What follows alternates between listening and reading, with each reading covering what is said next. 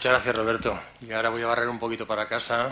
No sé, antes no me he presentado, soy el director general de Tecnologías de la Información y las Comunicaciones de la Dirección General, y todo esto que habéis desarrollado está dentro un poco de uno de los programas, que es el desarrollo de sistemas de información de la Generalitat Valenciana, que se lleva desde la Dirección General nuestra, ¿no? O sea, muy bien, muchas gracias. Bueno, pasamos al siguiente ponente, que es José Peinado. José Peinado es arqueólogo de la Universidad de Valencia y nos trae un tema curioso, como es la defensa pasiva de la ciudad de Valencia durante la Guerra Civil. Es una investigación que muestra, a través de dos premisas, cómo fue la defensa de la ciudad de Valencia durante los años 36 al 39. La primera, si la ciudad fue bombardeada estratégicamente y cuáles fueron las zonas más sensibles. La segunda, si dispuso de una organización eficiente para su defensa, para proteger su población civil. Para ello, este estudio se necesita realizar el levantamiento planimétrico de los datos localizados, así como de la digitalización de la planimetría de la época en formato vectorial, siendo GeoVSIG la herramienta elegida para la realización del trabajo de análisis. Ahora, José, adelante, te escuchamos atentamente.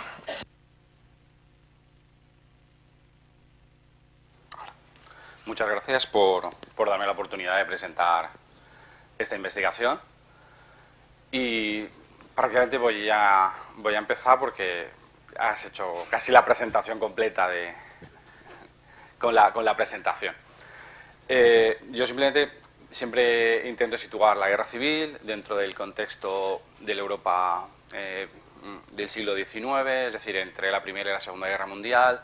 Es muy importante porque durante la guerra civil el gobierno republicano siempre intentó alargar lo más posible la contienda para llegar a que se convirtiese en un conflicto internacional de pleno derecho, y desgraciadamente acabó 4 meses antes de que se iniciase la Segunda Guerra Mundial. Digo desgraciadamente porque la situación hubiese cambiado. Entonces, hoy exactamente no vamos a hablar específicamente de guerra civil, sino más bien de defensa pasiva, que es todas las opciones que se tomaron para defender a la población civil de ataques aéreos y marítimos, y para esto GeoVSIG nos resultaba esencial. Y lo vamos a ir viendo porque cuando hablamos siempre de guerra civil, siempre nos tenemos la idea de las dos Españas, ¿no? De las evoluciones militares, pues la pérdida del Frente Norte en el 37, luego la división del territorio en dos y la pérdida de la batalla del Ebro. Pero, o si no, está en nuestro recuerdo los hechos heroicos, ¿no? Del No pasarán de Madrid, o las figuras de los milicianos. Esto es un poco el imaginario que tenemos sobre la guerra civil. Por suerte, poco a poco pues va cambiando y se va haciendo un poco más amplio. Es decir, también lo que pensamos siempre de guerra civil son bombardeos. Totalmente cierto. Entonces, nosotros vamos a ver esos bombardeos, vamos a ver qué efectos han producido sobre la ciudad, cómo vivía la gente que estaba pendiente de esos bombardeos, porque para nosotros en la actualidad que en un conflicto se bombardea población civil, desgraciadamente es algo habitual. Ya no nos asombramos por este tipo de hechos. Pero hay que decir que en la guerra civil es el primer momento en el cual se bombardea a población civil diríamos como de pleno derecho, es decir, población civil europea. Es decir, hasta esos momentos se había bombardeado a población civil, pero eran siempre en colonias. Tanto ingleses como italianos, era una táctica habitual. Pero claro, este es el primer momento en el cual se está realizando en Europa. Y sobre todo de forma continua, porque es verdad que en Primera Guerra Mundial ya se hacen ataques sobre París y sobre Londres, pero son momentos puntuales. Y también hablaremos de los refugios. Es decir, simplemente es el elemento en el cual la población puede esconderse ante este tipo de ataques.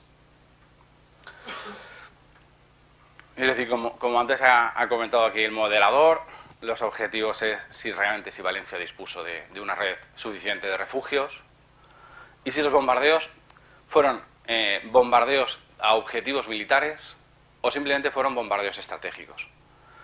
Esta pequeña premisa es muy importante, porque siempre que se bombardee un objetivo militar, La Haya considera que el bombardeo es legítimo, aunque esté dentro de una población civil, siempre que sea un objetivo militar. El problema es cuando se emplea el concepto de estratégico. Significa que el objetivo de ese bombardeo es colapsar a la retaguardia. El cómo es lo menos importante. Entonces, no hay nada, luego iremos viendo como que no hay nada mejor que para colapsar una retaguardia que bombardearla, eliminar los elementos y forzar a las autoridades a firmar un armisticio, una rendición incondicional, con el fin de que deje de ser bombardeada.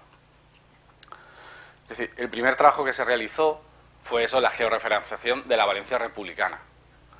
Porque podremos comprobar en gris, estas zonas de aquí, es la Valencia actual. Y en moradito es la Valencia republicana. Lógicamente ahora podemos entender que hay grandes vacíos de construcción que eran huerta y que poco a poco se ha ido construyendo, pero nos resulta muy importante a la hora de crear ese mapa de elementos, tanto de refugios como de bombardeos. Porque muchas veces nos pueden hablar de que Valencia tenía 150 refugios y si mantenemos nuestra idea mental de la ciudad actual, diremos que son pocos. Pero si utilizamos el plano de la Valencia republicana, igual esos pocos ya se convierten en suficientes. Entonces, esto es el primer mapa que tenemos de los refugios de 1936. Es decir, es interesante porque Valencia no es bombardeada hasta enero del 37, pero la ciudad ya disponía de una red de refugios en noviembre. Y este sería, que no se ve, el listado de estos refugios que aparecen en prensa, donde informando a la población qué tiene que hacer y a dónde tiene que ir en caso de bombardeo. Pero bueno, lo interesante es, vale, si hasta el 37 no es bombardeada, había ya previsión de que esta situación iba a darse. Lógicamente sí, porque se están bombardeando otras ciudades, como Madrid. Y lo que hemos hecho es ir haciendo una serie de capturas y de suma de datos. Como ahora veremos, este es el plano, es el mismo plano, tenemos los mismos colorcitos del plano anterior, que son los refugios de 1936, añadiéndole todos los refugios construidos en 1937, que fueron 41. Es decir, si vemos el plano anterior, es decir, aquí en la parte superior, donde hemos hecho la captura para que sea un poquito más grande, todos se concentran en lo que es centro de la ciudad y el primer ensanche. Vemos que ya en el 37 esto se amplía, se cogen barrios más exteriores y vemos también ya toda la zona del puerto con espacios para refugiarse. Y es importante porque en 1937 hay dos noticias que son sendas denuncias públicas de la falta de refugios para zonas obreras. Una la realizan los vecinos de la zona de Montolivete, que en el 37 no tenían un refugio en su barrio. Cabe decir que, lógicamente, la densidad de población, de construcción es muy reducida y el primer protocolo en caso de bombardeo es la dispersión. Es decir, es que la gente se vaya de sus casas, en este caso se vaya a la huerta, y allí se puede esperar o puede soportar el bombardeo. Y la otra denuncia la realizan los vecinos del Cabañal, donde sí que es verdad que disponían de una serie de refugios.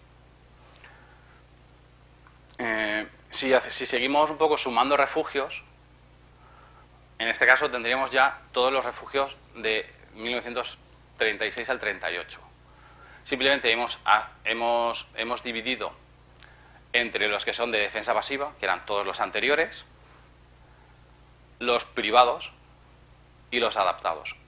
Es importante, es decir, esta clasificación, porque los refugios se pueden definir en exproceso, aquellos que yo hago nuevos, aquellos que adapto, es decir, cojo un sótano, lo apuntalo o en su defecto realizo una caja de hormigón dentro del sótano para garantizarme la protección, y sobre todo los privados, porque hasta en el 38 hay un boom de bombardeo y la población civil cree que la red de refugios públicos no son suficientes, con lo cual ellos necesitan crearse sus propios refugios.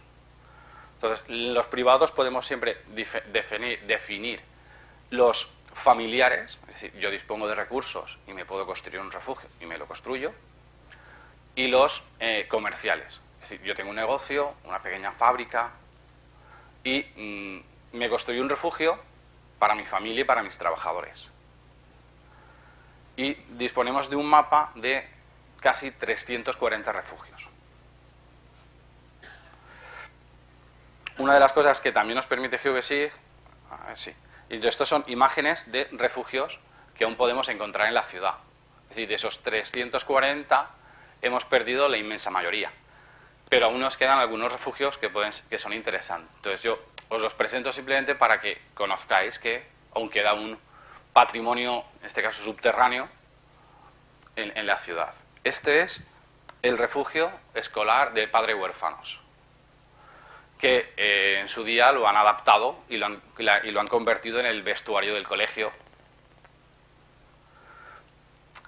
Es el refugio de la Espada, de la calle de la Espada, y el refugio de Germanías. Estos dos refugios son de defensa pasiva, es decir, son grandes, están destinados a la población cercana al refugio y a los viandantes. Es decir, estos dos están cerrados y ahí se ve un poco la situación en la cual se encuentran. Este es el famoso refugio que apareció con las obras del metro de la T2. Este es el refugio del Instituto Luis Vives, donde se hacen actos memorísticos y acaban todas las visitas que se hacen sobre la Valencia republicana, acaban en el refugio, explicando cómo funcionaba el refugio y haciendo una pequeña proyección. Este caso es el refugio de la calle Serranos, que hasta hace poquitos años estaba a cargo de una falla y en estos momentos se encuentra en proceso de rehabilitación. Y este es el refugio de la calle Rualla. Este desgraciadamente ha sido demolido en parte por afectación en obras urbanísticas de acondicionamiento de los viales. Es decir, he puesto también estas fotos porque vemos que todos son de las mismas categorías que hemos definido como refugios de defensa pasiva, son refugios públicos. Unos estaban destinados a los escolares, otros a los viandantes, y es interesante porque tenemos todas las posibilidades de característica dentro de la construcción. Es decir, hoy nos alejamos un poco, no es el tema de estas jornadas, ver un poco temas de constructivos o qué diferencias o qué cosas son positivas en un sistema o en otro, pero sí vamos a encontrar refugios con cubiertas planas y con cubiertas abovedadas. Simplemente lo dejo ahí para que el que quiera profundizar en por qué una y por qué otras es otro tema. Este caso es un mapa solo de los refugios escolares de 1937. Es decir, lo que nos permite GeoGeSig es gestionar no solo entradas por año, sino también entradas temáticas. Es decir, podemos decir, quiero los refugios escolares de 1977 con cubiertas planas o cubiertas abovedadas, que tengan una capacidad de más de 350 personas, que algunos de los escolares que son para más de 1000 niños. Entonces, nos permite gestionar esta información y crear unos mapas para este tipo de informaciones y de datos. También nos resulta importante porque no solo hemos trabajado a nivel de refugio, sino también hemos creado mapas de objetivos. Este es un mapa de objetivos, es decir, cuando venían a bombardear la ciudad, ¿qué es lo que querían bombardear? Este es el mapa teórico de lo que bombardeaban. Digo teórico porque es lo que marcan los servicios de información, en este caso alemán, de 1938, es decir, estos son los puntos más sensibles de bombardeo.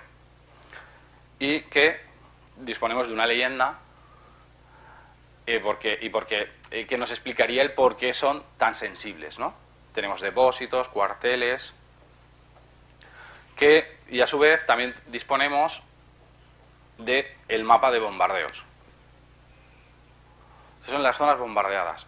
Se ve una concentración relativamente grande en la zona del puerto, lo cual siempre diremos que es un objetivo militar. Y luego vemos ciertas concentraciones en esta zona de aquí, que sería la zona de carga de la estación del norte. Y luego tenemos pequeñas concentraciones que muy bien no las podemos explicar. Pero que el hecho de poder cruzar varias planimetrías nos permite decir si los bombardeos fueron efectivos o no. Sí. Encontramos zonas de las barriadas marítimas muy bombardeadas donde no habían prácticamente objetivos. Entendemos, por ejemplo, esta zona de aquí, es decir, no hay ningún objetivo militar cerca y ha sido bombardeada. Vemos zonas del centro que no hay objetivos militares y han sido bombardeadas. Es decir, en este caso veríamos dos de las imágenes. Lo bueno que tiene la aviación italiana es que en su proceso de bombardeo hizo fotos antes, durante y después del bombardeo. Con lo cual disponemos de una información muy grande de todo este proceso. Es decir, este bombardeo equivaldría al bombardeo de esta zona de aquí, por ejemplo, porque se diferencia muy bien lo que es la estación, la plaza de toros, y este lógicamente es un bombardeo más específico de la zona del puerto.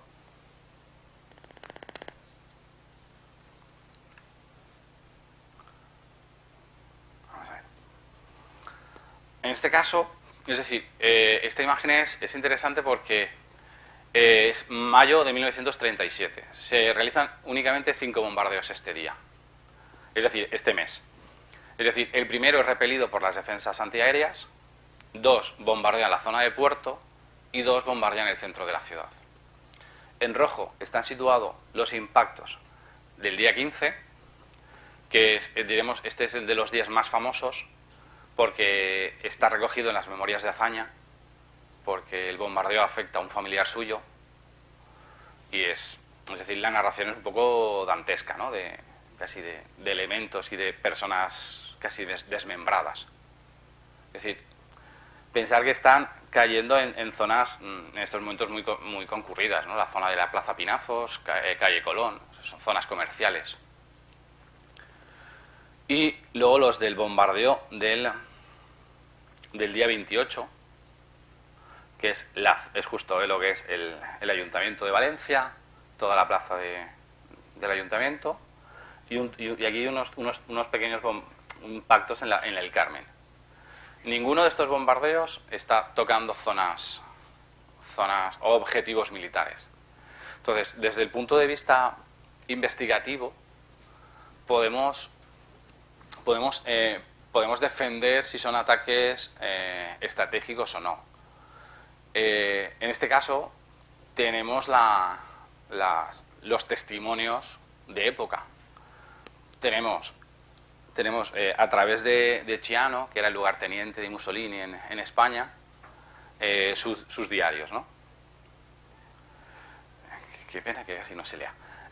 Infatti Mussolini ha fatto intensificare i bombardamenti delle... No lo leo. Al revés. Ya, la idea es que spezzano i nervi de la población, es decir, están buscando enervar, es decir, causar miedo en la población. Y una de las cosas que muchas veces no hablamos del tema de los bombardeos es los bombardeos nocturnos. Es decir, y en la segunda cita dice: ha dato ordine di bombardeare stanotte Valencia con gli aerei di Palma. Bisogna cogliere il momento per terrorizzare il nemico. El objetivo no es destruir un almacén, bombardear un navío que esté en el puerto. Es simplemente aterrorizar al enemigo y colapsar la retaguardia. ¿Esto qué significa? Que si hacemos conclusión de las dos premisas, podemos decir que Valencia dispuso de 340 refugios en diferentes categorías y de diferentes capacidades, y que fue bombardeada de forma estratégica, igual que otras ciudades españolas, con el único objetivo de colapsar su retaguardia y modificar los modos de vida. Y no, en ninguno estaba destinado a ganar ninguna batalla. Y eso es un poco todo.